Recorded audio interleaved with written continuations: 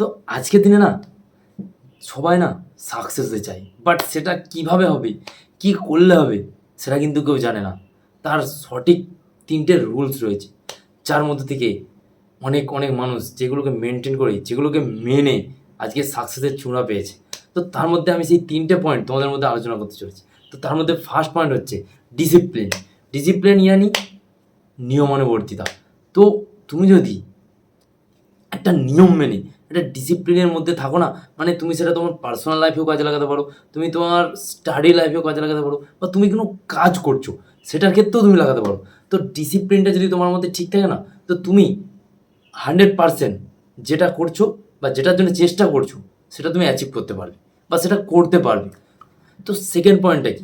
Second point হচ্ছে punctuality. Punctuality মানে সময়ানুবর্তিতা। তো যেই কাজটা করছো না, সেই কাজটা নির্দিষ্ট টাইম বা প্রত্যেক দিন কন্টিনিউ একটা টাইম ফিক্সড করো, যে আমি এই টাইম থেকে এই কাজটা করব বা এই টাইমে এই কাজটা করব।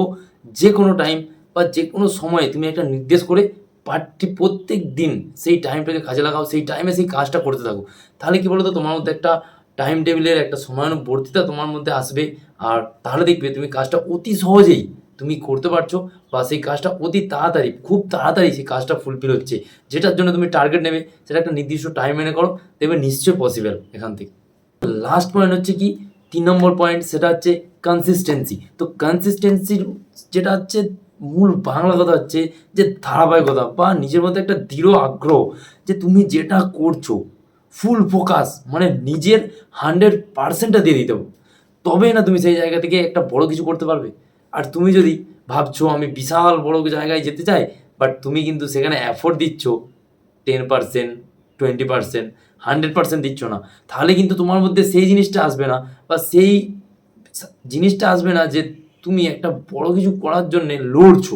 তো অতএব পুরো এফোর্টটা পুরো 100% দিয়ে দাও তুমি যেটা চাইছো সেটার ক্ষেত্রে, তবেই দেখবে একটা ঠিক জায়গা ধরে নেবে, বা তুমি যেটাকে চাইছো সেটাকে খুব তাড়াতাড়ি নিজের এই যে হাতের মুঠোটা আছে না, সেটার মধ্যে আনতে পারবে। সেটা হয়তো 2 থেকে 3 বছরের মধ্যে। আর এই 3টে জিনিস বুঝি তোমার মধ্যে পুরো রক্তে হয়ে যায় না, বা রপ্ত হয়ে যায় না এই 3টে জিনিস, তাহলে তোমাকে সাকসেস থেকে কেউ হাঁটাতে পারবে না। তোমার মধ্যে একটা আলাদা রকম জোশ কাজ করবে, আর তুমি লাইফে সাকসেস হবেই হবে। এটা আমার চ্যালেঞ্জ, এটা আমার কথা।